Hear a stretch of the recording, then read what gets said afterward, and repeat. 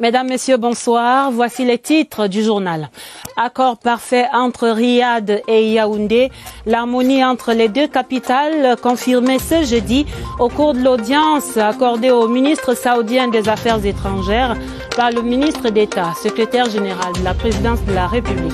Nous allons au palais de l'Unité dès l'entame du journal. Accord parfait entre fils et filles du Cameroun pour condamner le massacre de Koumba. La journée de deuil national samedi 31 se prépare. La symbolique du décret présidentiel est décryptée dans ce 20h30. Désaccord entre les cellules cérébrales, les AVC, classées deuxième cause de mortalité au Cameroun, sont au cœur de l'actualité ce 29 octobre. Dans le journal, nous ferons le point de la pathologie au Cameroun. Voilà pour les titres. Développement après ce message.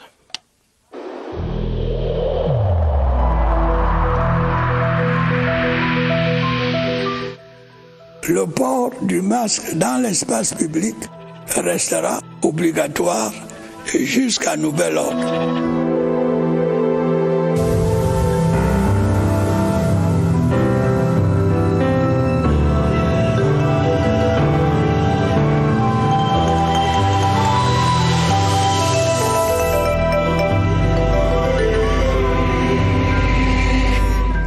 L'axe Riyad-Yaoundé se porte bien. Le ministre saoudien des Affaires étrangères est venu le confirmer ce jeudi au ministre d'État, secrétaire général de la présidence de la République. Au nom du chef de l'État, Ferdinand Ngongo a reçu en audience le prince Faisal bin Farhan bin Abdullah Al Saoud, venu transmettre les amitiés du roi d'Arabie Saoudite aux plus hautes autorités camerounaises. Reportage au palais de l'Unité, Yves-Marc Modzo. Cette journée du jeudi 29 octobre 2020 restera à coup sûr inoubliable dans la relation particulière qu'entretient le Cameroun avec le Royaume d'Arabie Saoudite. En effet, après avoir procédé en matinée en compagnie d'officiels camerounais à l'inauguration de la toute nouvelle ambassade d'Arabie Saoudite dans notre pays, Son Altesse le prince Faisal bin Farhan bin Abdullah Al Saoud, ministre des Affaires étrangères de ce pays grand ami du Cameroun, est accueilli avec tous les égards au palais de l'Unité, lui et l'imposante délégation qui l'accompagne. Au nom du président de la République, Ferdinand Ngongo, le ministre d'État, secrétaire général de la présidence de la République qui les reçoit, va commencer par leur souhaiter la bienvenue et un agréable séjour en terre camerounaise. Occasion pour l'illustre visiteur de transmettre les salutations distinguées de Sa Majesté Salman Ben Abdelaziz Al Saoud, roi d'Arabie Saoudite, au président Biya. Pendant la demi-heure que vont durer les entretiens, les deux personnalités vont par la suite évoquer ensemble la coopération fructueuse entre les deux pays. Une coopération marquée par le respect mutuel, des points de vue partagés sur la scène internationale et la densification des investissements, notamment de la part du Royaume saoudien en direction du Cameroun dans les secteurs des infrastructures et de l'éducation, entre autres. C'est donc dans une atmosphère de grande cordialité que le ministre saoudien des Affaires étrangères va quitter le palais de l'Unité, fier d'avoir posé un jalon supplémentaire, un jalon très précieux dans la relation entre Yaoundé et Riyad. Au cours de cette audience, les deux personnalités ont certainement évoqué l'inauguration quelques heures plus tôt, ce jeudi matin, du complexe diplomatique du Royaume d'Arabie Saoudite au Cameroun. L'infrastructure est présentée comme la plus impressionnante ambassade du Royaume d'Arabie Saoudite en Afrique subsaharienne. La sortie des fonds baptismaux de ce complexe était coprésidée par le ministre Mbela Mbela et son Altesse, le ministre saoudien des Affaires étrangères. Le reportage de William Badier. Le complexe diplomatique du Royaume de l'Arabie Saoudite, inauguré par son Altesse le Prince Faisal bin Farhan bin Abdullah Al Saoud, ministre saoudien des Affaires étrangères, est une infrastructure construite sur environ 12 000 mètres carrés répartis sur deux sites. L'un est situé au nouveau quartier administratif de Mbala 2 et abrite l'ambassade, y compris la résidence du chef de mission diplomatique. L'autre situé au quartier Bastos de Yaoundé s'étend sur 4 290 mètres carrés Il abrite les résidences des diplomates et de certains personnels. L'on retient que le complexe diplomatique inauguré est la plus grande représentation diplomatique du Royaume d'Arabie Saoudite en Afrique subsaharienne. Ceci est la preuve du raffermissement des relations déjà intenses et multiformes qui lient Riyad à Yaoundé. La cérémonie d'inauguration s'est déroulée en présence du doyen du corps diplomatique Paul Patrick Biffot, du ministre directeur du cabinet civil Samuel Mvondo Ayolo et de quelques membres du gouvernement camerounais. Après cette cérémonie d'inauguration, le ministre saoudien des Affaires étrangères a été reçu par son homologue camerounais au ministère des Relations extérieures. Diplomatie internationale encore et relations France-Afrique avec le rideau tombé ce jeudi sur le colloque international de Brazzaville. La rencontre à laquelle le Premier ministre chef du gouvernement représentait le chef de l'État, son Excellence Paul Biya, s'est achevée sur une série de recommandations. Surtout, il s'est agi de réécrire la véritable histoire de la contribution de l'Afrique à la Seconde Guerre mondiale. Retour sur ces belles leçons d'histoire à retenir du colloque avec Laurentine Bokono, l'envoyé spécial de la CRTV. Partage et pérennisation de la mémoire collective sont les maîtres mots qui devront constituer la trame du nouveau guide de l'histoire franco-africaine des années de la Grande Guerre. Il y a 80 ans, c'est depuis Brazzaville que le général de Gaulle décida de reconquérir Paris, tombé entre les mains de l'ennemi. Le manifeste de Brazzaville rallia les pays de l'Afrique équatoriale française à la cause française et Paris fut libéré. Cette histoire doit être connue et enseignée tant en France qu'en Afrique, recommande le colloque international de Brazzaville. D'autres recommandations portent sur l'élévation de stèles à la mémoire de tous les soldats de l'Afrique équatoriale française et de Madagascar, tombés sur les différents théâtres d'opérations militaires, sur les soutiens multiformes à apporter aux enseignants-chercheurs en termes de mobilité auprès des dépôts d'archives, dépôts nationaux et internationaux. Regroupées en 3 lots, les recommandations du colloque sont adressées séparément aux chefs d'État et de gouvernement africains, à la France et aux enseignants-chercheurs. Ici, le Cameroun continue de pleurer les 7 enfants massacrés à Kumba. L'émotion va atteindre son apogée samedi après-demain, déclaré journée de deuil national par un décret du président de la République signé hier mercredi. Un acte qui s'inscrit dans la logique des pratiques républicaines pour traduire la compassion de la nation tout entière endeuillée par l'ignoble boucherie de Kumba. Augustin Guizana et des experts analysent ici la symbolique de ces décrets présidentiels. L'assassinat barbare d'innocents enfants dans une école à Kumba a choqué les familles, le peuple camerounais tout entier. D'où le décret d'un deuil national par le président de la République, Paul Biya. Le décret qui est généralement signé par le président de la République pour décréter un deuil national est toujours consécutif à un événement marquant qui a touché la conscience nationale. Si le deuil national trouve son fondement dans la vie des institutions républicaines, il apparaît particulier au plan anthropologique, surtout pour ces enfants tués. Dans nos cultures et dans nos traditions, les enfants, c'est des projets d'hommes.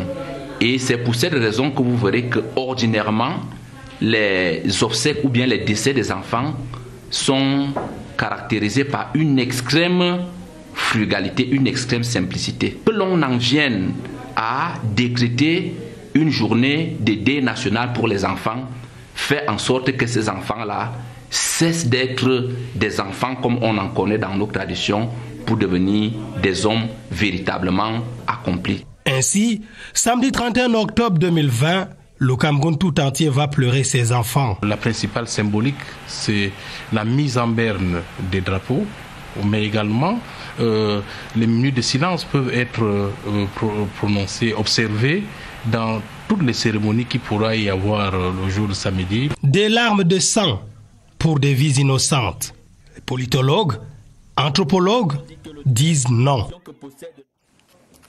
Allons voir à présent la vie sur place dans le département de la Mémé. Combat affligé, mais combat debout. Les habitants de cette cité chef-lieu départementale disent leur détermination à tordre le cou au terrorisme que pratiquent les séparatistes en ce moment. Ils ont redit leur engagement à dénoncer les criminels aux forces de défense et de sécurité pour sauver l'école et contribuer au développement de la région du Sud-Ouest. Retrouvons Augustin Guizana au cœur de l'espoir qui renaît à Kumba. Kumba, 4 jours après l'attentat terroriste de l'établissement scolaire dénommé Mother Francisca International Bilingual Academy. Des commerces sont ouverts. Des habitants sortis le long des artères de la ville pour accueillir la délégation interministérielle affiche une mine grave. Je suis triste de cette situation qui est arrivée ici. C'est inadmissible. 7 enfants tués, 13 autres blessés. Le drame est incompréhensible. Ce n'est pas seulement moi, le chef de Kumba, mais tout le monde dit maintenant non, c'est non. On va faire un grand service communical encore pour demander à Dieu pour cleanser nos territoires. Situé entre Kogne et Mbongué, la ville de Kumba est le chef-lieu du département de la Mémé, région du Sud-Ouest. La sécurité ici est renforcée. Depuis 4 ans, des terroristes sèment la terreur. Mais les populations souhaitent, par leur collaboration, qu'on aboutisse à une sorte d'opération d'envergure comme celle menée à Bamenda baptisée Clean Bamenda. Dans le registre des réactions à ce massacre des écoliers à Kumba, signalons celle-ci de la communauté musulmane qui condamne cet acte de terreur avec la dernière énergie. La condamnation vient de l'Association nationale des jeunes musulmans du Cameroun et l'indignation également des membres du Conseil des chefs traditionnels musulmans du littoral et du Sud-Ouest.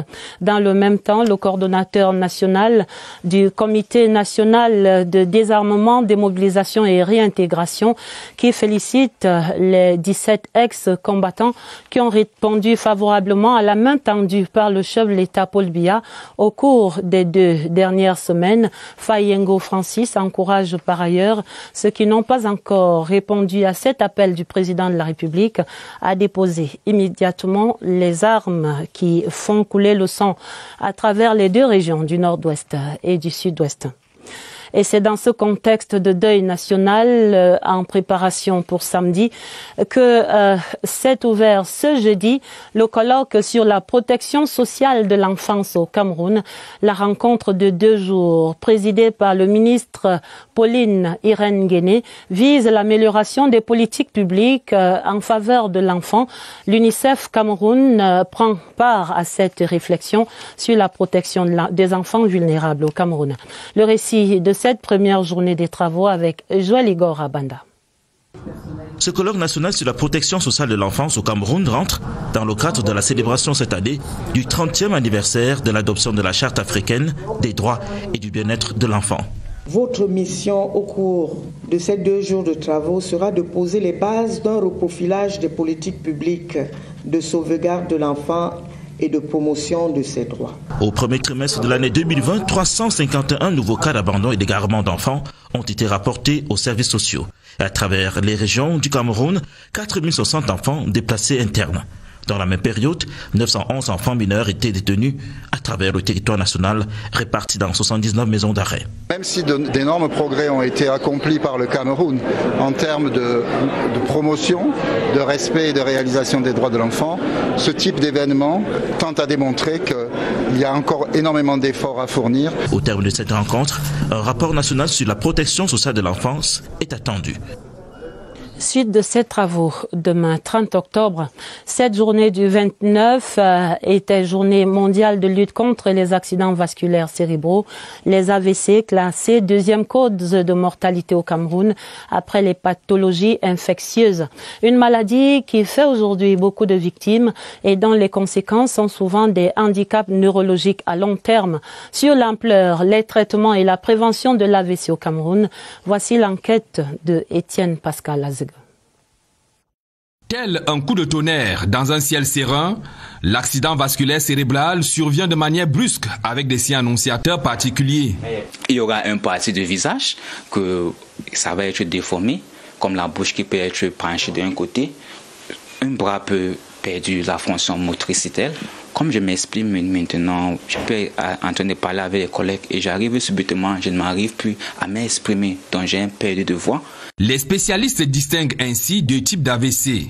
Un AVC hémorragique, ça veut dire que quoi, la tension artérielle est augmentée dans les vaisseaux qui sont dans le cerveau et ça se lâche. Ou un AVC ischémique, qui veut dire que quoi, à cause de l'excès de cholestérol dans le sang, les artères sont bloquées et le sang n'atteint pas dans une partie du cerveau. L'efficacité du traitement dépend de la célérité dans la prise en charge du malade. Généralement, la prise en charge doit être lieu 1 heure d'un AVC. Mais la majorité de nos patients arrivent ici après 6 heures parce qu'ils ont souvent les AVC loin de l'hôpital.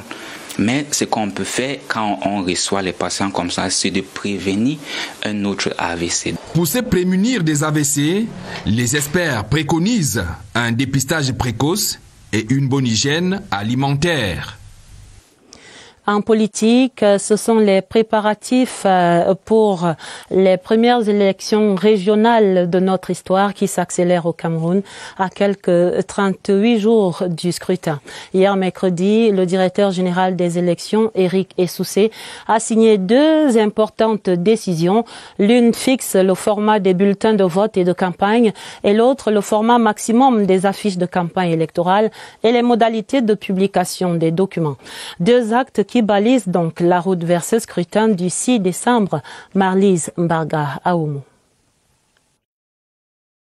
Et l'ECAM fixe le cas pour les élections des conseillers régionaux du 6 décembre 2020. Pour Elections Cameroun, tout devra se faire dans le strict respect des règles et dans un communiqué, le DG des élections, Eric Essoussé, précise que le bulletin de vote est d'une dimension de 150 x 100 mm. Il est imprimé sur papier dont le poids est compris entre 60 et 90 grammes au mètre carré. De la même couleur que celle choisie par le parti politique ou les candidats dans la déclaration de candidature, le bulletin de vote porte au recto des inscriptions concernant le parti politique, la liste des candidats, le verso est vide. Le bulletin de campagne, quant à lui, est un spécimen du bulletin de vote et porte les mentions bulletin de campagne en français et en anglais. Le format maximum des affiches de campagne électorale est de 600 x 400 cm. Seront formellement proscrits les messages d'appel à la violence, à l'atteinte à l'intégrité du territoire national ou à l'incitation à la haine. Les textes des circulaires ou professions de foi et des affiches sont soumis à double exemplaire au visa préalable d'Elections Cameroun bien avant leur publication. Également dans l'actualité, la prise de fonction des responsables nouvellement nommés par le directeur général des impôts. À Yaoundé, par exemple, le centre régional des impôts, centre 1, est désormais placé sous l'autorité de Emeline Vogo, épouse Biina, et c'est là la toute première femme à occuper cette fonction. Cyril Kingembepe raconte la cérémonie d'installation. Le signe indien est brisé. La première dame a pris la tête du centre régional des impôts, centre 1. Les qualités humaines et professionnelles de cet inspecteur principal des régies financières, impôts, sont saluées par sa hiérarchie qui lui déroule sa feuille de route. Il faudra travailler à amener avec vous, vos plus proches collaborateurs, à adhérer à votre vision, l'élargissement de l'assiette. Il vous faudra également travailler à accélérer la dématérialisation de nos centres des impôts. Sous-directeur du recouvrement avant sa nomination, elle aura été dans son parcours chef d'un centre divisionnaire des impôts. Permettez-moi d'abord de remercier ma hiérarchie. Je pense ici au directeur général des impôts, M. Mopa Fatou Eng Modeste, au ministre des Finances, M. Dupol Motazé, et promettre à cette hiérarchie de continuer à porter très haut la direction générale des impôts. Tout le bien qu'on dit d'elle sera utile pour le relèvement de ce centre régional majeur dans l'ossature de l'administration fiscale nationale. Nos félicitations, madame. L'actualité des régions ce jeudi pour faire le point des infrastructures dans les établissements scolaires de l'extrême nord. Selon nos correspondants sur place, certaines de ces écoles affichent un grand déficit en matière de salles de classe et de tables-bancs, une situation qui ne facilite pas toujours le respect du quota de 50 élèves par salle. Les constats à Maroua, Lionel Mingue. Nous sommes ici à l'école publique de Makaba et à l'entrée sud de la ville de Maroua. Pour cette année scolaire, l'établissement accueille plus de 1400 élèves. L'insuffisance des salles de classe et des tables-bancs sont entre autres difficultés qui rendent impossible le respect des quotas de 50 élèves par salle en ces temps de Covid-19. Nous avons 8 salles qui sont opérationnelles ici pour au moins 700 élèves par groupe. Manque de table-banc, manque de salles de classe, manque d'enseignants même. À Doualari, un autre quartier de la ville de Maroua, le lycée technique connaît pratiquement les mêmes difficultés. Actuellement, le lycée technique a 8 salles de classe et en principe, on devait avoir 16 salles de classe plus les secondes qui sont là, ça devait être 18 salles de classe. Heureusement, l'on observe déjà quelques initiatives des élus locaux, élites et même des APEE censés apporter des solutions à ces problèmes de manque des salles de classe.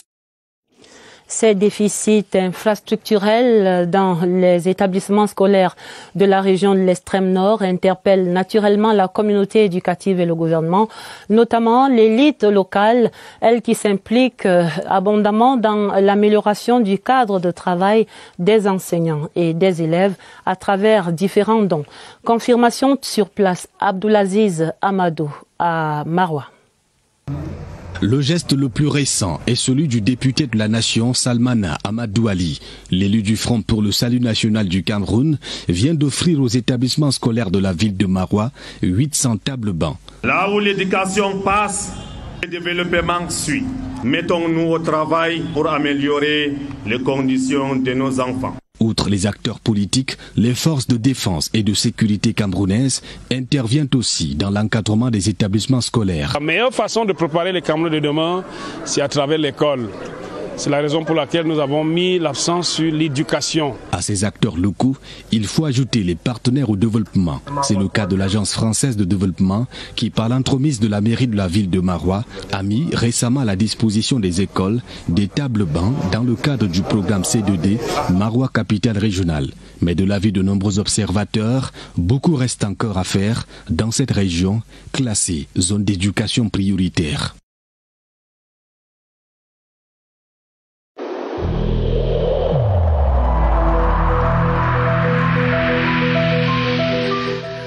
Évitons de stigmatiser ceux qui sont atteints par la maladie.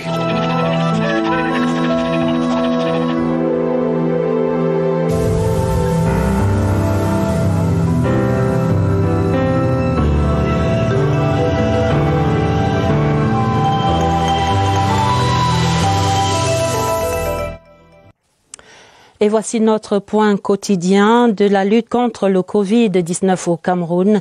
Ce jeudi, une recommandation émerge du point de presse du Centre des opérations des urgences de santé publique. Les Camerounais doivent absolument se référer à la vague des nouvelles flambées de la pandémie en cours en ce moment à travers l'Europe pour rester vigilants. Évariste Yanga et son invité Christy Tioda sont déjà avec nous au COUSP pour les explications sur cet appel, ou plutôt ce rappel, comme vous dites là-bas. Bonsoir Évariste et bonsoir à votre invité. Que faut-il donc retenir et comprendre de ce couvre-feu recommandé parfois?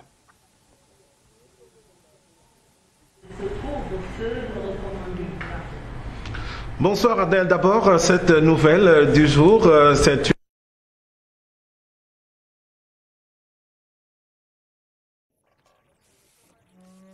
chaque Camerounais est demandé de rester sur ses gardes. Le coronavirus Covid-19 en tant que pandémie n'est pas encore achevé. Il y a une possibilité de résurgence. Le couvre-feu, on en parle ce soir. Et l'expert convoqué, c'est Christy Tioda. Bonsoir Christy. Bonsoir Évariste. Vous êtes juriste en santé. Le couvre-feu, quelle est son importance pendant la lutte contre le coronavirus? Le couvre-feu est une mesure de santé publique, une mesure sanitaire qui a pour objectif d'assurer, de respecter la santé publique en mettant en place des restrictions des libertés publiques, notamment la liberté de mouvement. La stratégie consiste à limiter la propagation de la maladie en restreignant les mouvements des personnes qui sont des facteurs facilitants pour la propagation du coronavirus. Pour le Camerounais ordinaire, on n'a pas fait recours au couvre-feu au Cameroun. Pourquoi on ne l'a pas appliqué ici, au moment où on a été au plus fort de cette pandémie? Chaque pays a sa propre stratégie qui est contextualisée, mais il faut quand même dire que plusieurs mesures restrictives de la liberté, de la libre circulation des personnes et des biens ont été mises en place par le ministre de l'administration territoriale. Vous avez vu en début de pandémie les fermetures d'écoles, les fermetures de frontières. Nous avons également vu nous avons également vu la limitation imposée au débit de boissons de fermer à partir de 18 heures. Nous avons également connu la prohibition des rassemblements de plus de 50%. Le ministère des Transports, le ministre des Transports est également intervenu en termes pour exiger le screening aux frontières, que ce soit au départ ou bien à l'arrivée du Cameroun. Et plus récemment encore, nous avons eu l'intervention du délégué général à la Sûreté nationale qui a instruit ses collaborateurs de mettre les mesures nécessaires pour assurer le respect de ces mesures qui sont toujours en vigueur, qui sont efficaces pour lutter contre le coronavirus et que nous devons respecter pour nous mettre à l'abri d'une éventuelle recrudescence de la maladie. Christy Thioda, on va s'arrêter là. Merci. On est bien éclairé à ce moment au sujet du couvre-feu. Le Cameroun a eu ses restrictions à lui, ce qui a permis d'atteindre le niveau de la riposte en ce moment, la sérénité qui règne, le recul de la maladie dans chacune des régions, même les plus impactées. Vous avez remarqué, pas de chiffres ce soir. Les téléspectateurs de la CRT en sont habitués chaque jeudi. Mais la compilation est inachevée. À vous le plateau. Certainement, rendez-vous à demain pour les chiffres de la pandémie au Cameroun, Évariste. Rendez-vous noté donc. Merci à Madame Christy Thioda pour ses explications sur le couvre-feu et même ce confinement de retour dans certains pays européens comme la France depuis quelques 48 heures maintenant. Une abondante page nécrologique dans le journal et d'abord ses honneurs militaires au général de division Simon-Pierre Daga Funangsou. La dépouille mortelle mise en bière hier mercredi à l'hôpital général a fait escale ce jeudi à la brigade du quartier général pour cette cérémonie d'hommage présidée par le ministre Joseph Betty Assomo. Le reportage de Pierre Evembe. Le commande-car a fait irruption sur la cour d'honneur de la brigade du quartier général avec en son sein la dépouille mortelle du général de division Simon-Pierre Daga Funangsou. Dernière apparition sur ce haut lieu stratégique et emblématique de l'armée et devant toute la famille des forces de défense autour du ministre Joseph Betty Assomo pour les services rendus à la nation avec honneur et fidélité. Le soldat éternel va recevoir la marque de la patrie reconnaissante. Au nom du président de la République, en vertu des pouvoirs qui nous sont conférés, nous vous décernons la croix de la valeur militaire du Cameroun à nom de la nation à titre posthume. Moment fort de ces adieux, c'est l'éloge funèbre dressé par le général de division Camille Kouatenga, camarade de la promotion Réunification. Ils étaient 45 en 1961. Aujourd'hui, il n'en reste que quelques mohicans qui regardent avec respect leurs compagnons partis gonfler les rangs de l'armée céleste. Les adieux également de la grande famille de la communication au professeur Mabou. La mise en pierre de la dépouille du conseiller technique numéro 2 au ministère de la Communication, c'était ce jeudi après-midi. Elle a été suivie par une cérémonie d'hommage conduite par le ministre René Emmanuel Sadi. Retrouvons Daniel Menanga, notre reporter au siège du ministère de la Communication. En route pour l'éternité, il affiche encore ce sourire et cet air qui vous plonge dans son registre. Le professeur Mabou aurait dit dans ces circonstances: ne vous inquiétez pas, tout va bien. La preuve à l'image avec une assistance composite, les témoignages décrivent à l'unanimité un grand homme. Humilité, disponibilité, courtoisie sont évoqués à forte occurrence. L'enseignement, c'était son domaine. Spécialité, histoire, politique contemporaine. Autre corde à son arc, hautes études en sciences de l'information et de la communication. Une expérience qu'il impose comme secrétaire général de l'École supérieure des sciences et techniques de l'information et de la communication. Le fils de Baham savait tant et si bien communiquer qu'il avait l'oreille du ministre en charge de ce département ministériel, conseiller technique numéro 2, et aujourd'hui ce sont 7 bonnes années saluées par René Emmanuel Sadi. Requiem pour une belle âme. Cette nouvelle en culture, le ministre des Arts et de la Culture, Bidon Pat, a annoncé que le festival du Ngwon de Bamoun sera le tout premier élément proposé sur la liste du patrimoine mondial de l'UNESCO. Le ministre qui invite par ailleurs tous les Camerounais à soutenir cette proposition et suite au décret présidentiel d'hier 28 octobre, qui déclare la journée du samedi 31 octobre, journée de deuil national au Cameroun.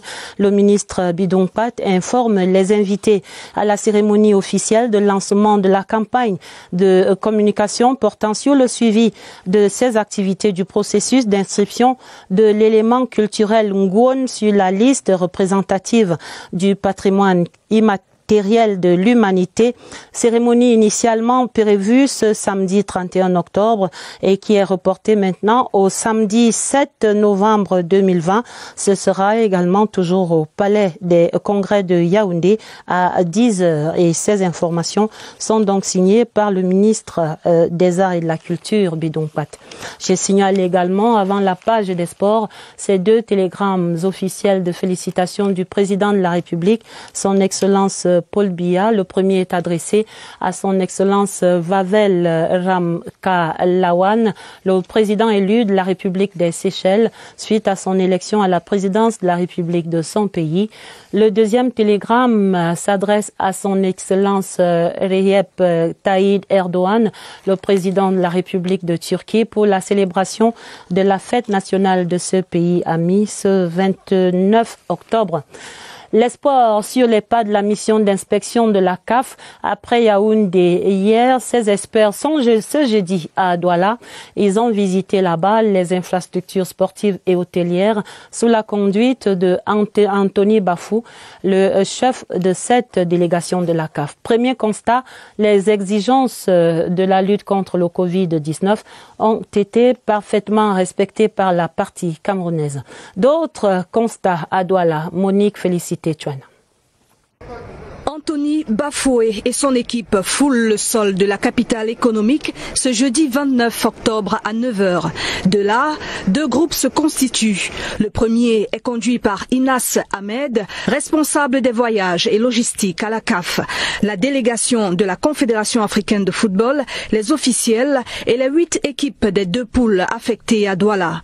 Une nouvelle exigence de la FIFA demande que chaque chambre ne soit occupée que par une personne. Bonne nouvelle, chaque hôtel réquisitionné en a la capacité. À Japoma, Anthony Bafoué et la seconde délégation sont cette fois encore tombés sous le charme envoûtant de ce joyau, impatients d'accueillir les rencontres. Même satisfaction au stade omnisport de Bepanda et son annexe, le stade de Bonamoussadi, prévu pour les entraînements, a affiché meilleure allure que lors de la dernière visite. Quelques retouches à faire ça et là et ce sera fin prêt avant le 16 janvier prochain, date du démarrage du championnat d'Afrique des Nations. La compétition se disputera sans les services du stade Mbappé-Lépé, défigurés par les récentes installations anti-Covid-19. Mais cela n'impactera pas l'organisation. Les 2 stades et 4 annexes sont prêts.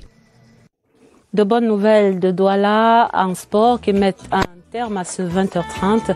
Le journal était préparé avec la collaboration de Agnès Solange Abessolo et de Augusta Ngononga. Vous aurez un autre journal à minuit présenté par Gilbert Ongene et Georges Marcel Messila. Pour les éditions du 20h30 du week-end, dès demain, vous serez en compagnie de Atta Badine Omar. Je vous souhaite d'avance un excellent début de week-end et à lundi 20h30.